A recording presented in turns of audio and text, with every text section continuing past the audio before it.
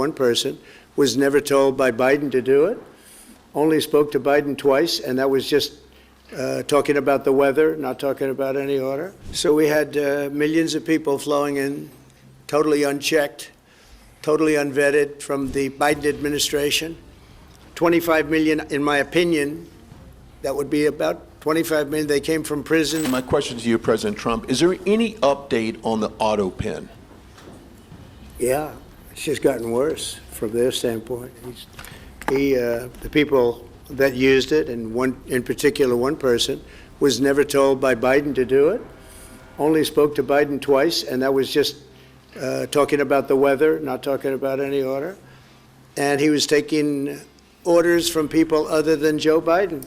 Joe Biden wasn't giving those orders. You know, Joe Biden didn't believe in open borders. He didn't. I've known him for a long time. He was never the brightest bulb in the ceiling, as we know. You can go back 40 years ago and you'll see that. Go back and take a look at the hearings on Justice Thomas, and you'll see that very much. But he didn't believe in open borders and all of this nonsense that they're peddling now, which is why they're not in office any longer. It's a shame. The Autopen was illegal. It was illegally used. He never gave the orders. He never told them what to do. And I guess the only one he signed, or one of the few he signed, was the pardon for his son. But you had the congressman who, when they got the information, they found out they were guilty, and they deleted and destroyed all information, everything. You couldn't get any of it. They found out that Nancy Pelosi actually was offered the 10,000 soldiers, and she turned them down. They found out many things that were very bad. So they deleted and destroyed all information. You talk about freedom of the press and freedom of speech. How about that one? And there's not a thing. This is after a year and a half of hearings.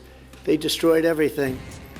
And somebody's got to be held responsible. So Biden, what he did is they knew, I don't think he knew, but somebody knew. I don't think Biden had a clue about anything, if you want to know the truth.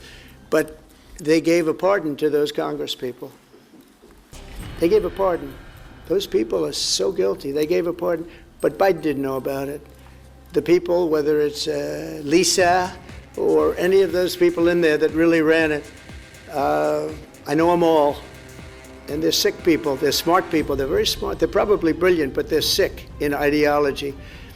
And they were running the Autopen, and it was totally illegal what he did. And I hope it's going to be so adjudged. Do you want to take one more, then I'll Okay. get back to some British. Let's see. Peter, go ahead. Thank you, President Trump.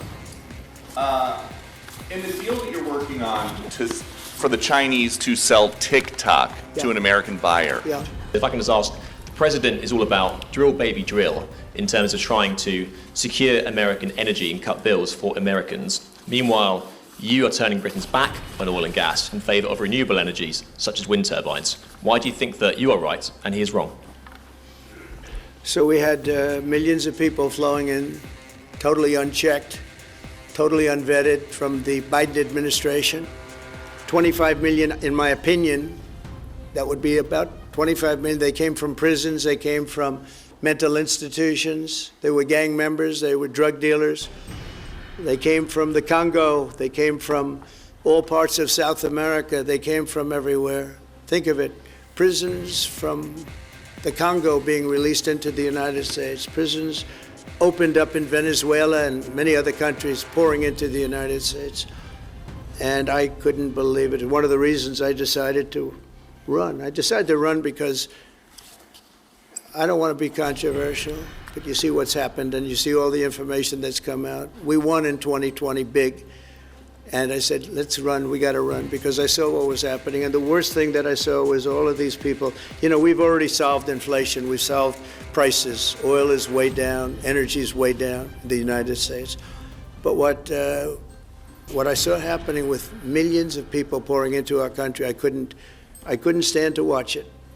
And we've done a great job. Nobody, if you've seen the last, I appreciate your question, by the way, nobody, absolutely zero, and I'm not even sure that's possible, but it's a very liberal group that come out with those statistics. The last 3 months, we had zero From millions of people a year ago, we had 0 people enter our country illegally. And we do have people coming in legally through a legal process and testing and lots of other things. I think it's very important, and we speak about it. And I think your situation is very similar. You know, you have people coming in, and I told the Prime Minister I would stop it, and it doesn't matter if you call out the military, it doesn't matter what means you use, but it's going to destroys countries from within. And we're actually now removing a lot of the people that came into our country. It's a very hard chore. We were given a very, very bad hand. Millions of people came in from prisons and mental institutions. We have to remove them. And we are removing them. We have no choice, and I feel very strongly about it. Thank you very much. Jack, let me just deal with the question of returns, because this is obviously an issue we're taking incredibly seriously. We've struck a number of deals both on cooperation with other countries, because this is a problem right across Europe, to tackle the problem of actually breaking up the gangs that are running this trade. We have had a record number of returns, over 35,000 now since we came into office. That's the highest number for the best part of 10 years. We struck the returns arrangement with France, and notwithstanding the challenges to that scheme, which you've seen in the last few days, a flight went off at 6:15 this morning, successfully returning someone under that scheme. So that is an important step forward. Obviously, there's no silver bullet here. There's a range of things that need to be done. But given the challenges of returning people, it is important that we're able to prove it can be done. It was done. It was done early this morning. So I can confirm that that flight went. It went successfully. And I'm pleased about that. Now we need to ramp that up at scale, which was always envisaged under the scheme, but it's very important that we have been able to prove that the proof of concept, if you like, that this can be done, and will continue in that way. On the question of energy, firstly, let me be really clear that I am absolutely determined to ensure that the price and cost of energy comes down, so that bills come down both for individuals, for families, with their household bills, but also for business, because this is so important. The mix will include oil and gas for many years to come from the North Sea.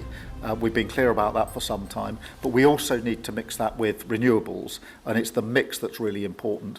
And the approach I've taken on this is the same approach that I take to many other things, a pragmatic approach. Thank you, Jack. I would like to say that we inherited the worst inflation in the history of our country. We had inflation, the likes of which we've really never seen. They say 48 years, and I'll accept that, but I really don't. We had the worst inflation in the history of our country. And we had a expression that I used a lot, drill, baby, drill. And as you know, we brought fuel way down, the prices way down. And we don't do wind, because wind is a disaster. It's a very expensive joke, frankly. And we got our energy prices way down. That brought the inflation way down, and now we have very little inflation, and we have a very, very strong economy. So that was very important. Drill, baby, drill. And you have a great asset here. We spoke about it. It's called the North Sea.